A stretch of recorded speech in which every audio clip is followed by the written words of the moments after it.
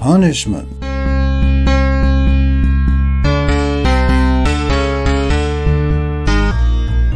Behavior can be controlled by either punishment or reward. But reward works a lot better. As the saying goes, you catch a lot more flies with honey than with vinegar. Or, if we're not impressed with folk wisdom, we could invoke Freudian repression if we want to think psychoanalytically. If something unpleasant happens to an organism, the organism has little incentive to remember details of the unpleasant event. It's hard to be controlled by something you don't remember.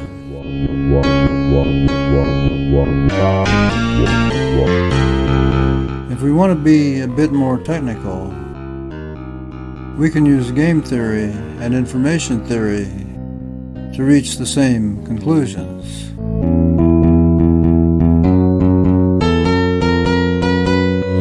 We're theorizing that all living organisms have a payoff matrix mechanism. All living organisms have some method of remembering and repeating pleasant experiences and avoiding the repetition of unpleasant experiences. To repeat a pleasant experience, it may be necessary to remember details about the original occurrence. To avoid repeating an unpleasant experience, it's only necessary to remember the stimuli that are associated with the beginning of that experience.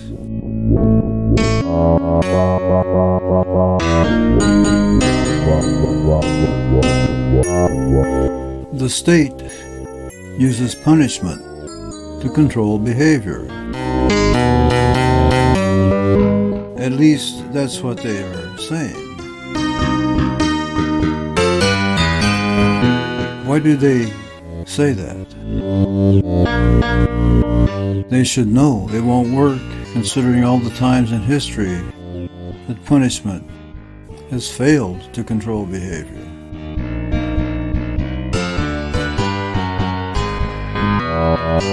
Perhaps their motive is not really to control behavior at all. Perhaps their motive is to capture chattel slaves by calling them perpetrators or criminals. Perhaps the state has no real interest in changing the behavior of the broader population.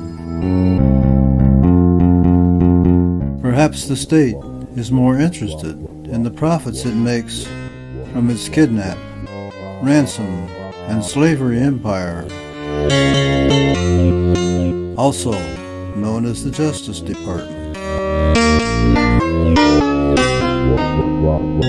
Perhaps those kidnap, ransom, and slavery profits mean a lot more to members of the state than the welfare of the general population.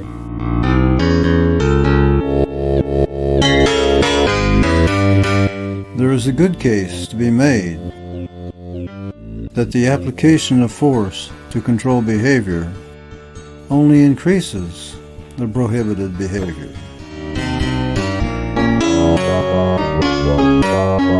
Think drug war or nuclear non-proliferation.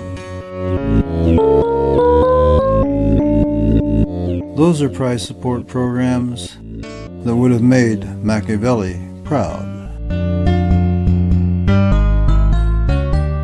Of course, Machiavelli seems not to have been in it for the long term. Is there a historical example of a price support program that worked in the long term?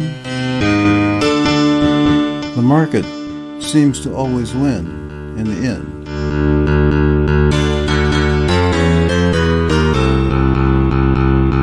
If we want to change the behavior of the state, and we know we can't do it with violence and deceit, what is our best strategy? First, we have to identify the people in the state who are the most essential to its survival.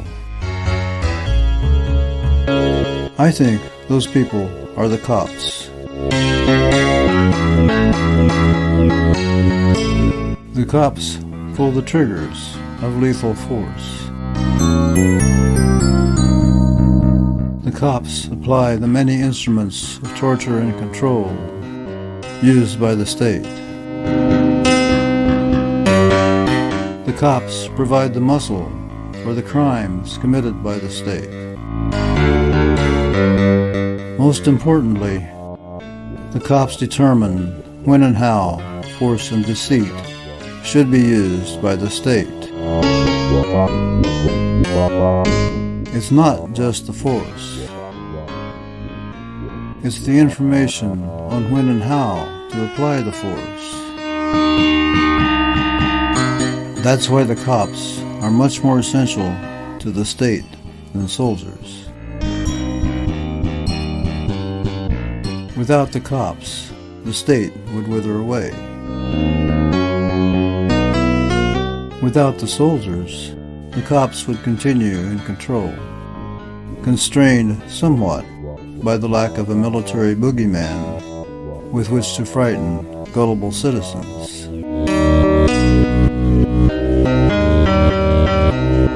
Basically, we need to convince the cops to stop being violent and deceitful. We could do that by paying them to not arrest people. But there's a name for that. It's called bribery. And it just makes the cops more eager to be cops. We need ways to make the cops understand that when the punishment is greater than the crime, the punishment is a crime. There is no verbal trickery that will change that fact or eliminate the karmic debt created by state crimes. The authorities can do these evil deeds and hide behind the fortress state for considerable lengths of time. But every fortress falls eventually, and karma always wins in the end.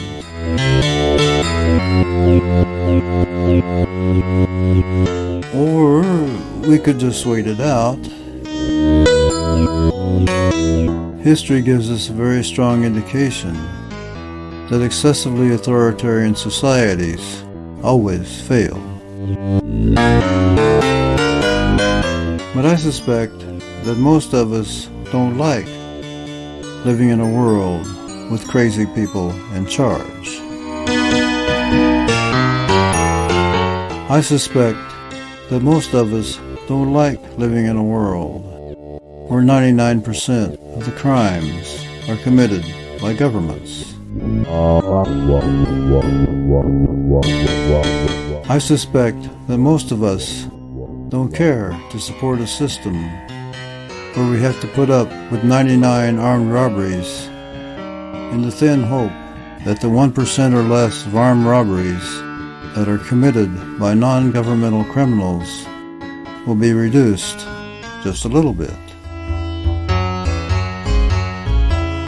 On the other hand, if most of us are willing to put just a little nonviolent and constructive effort toward ending that corrupt social system, will fall.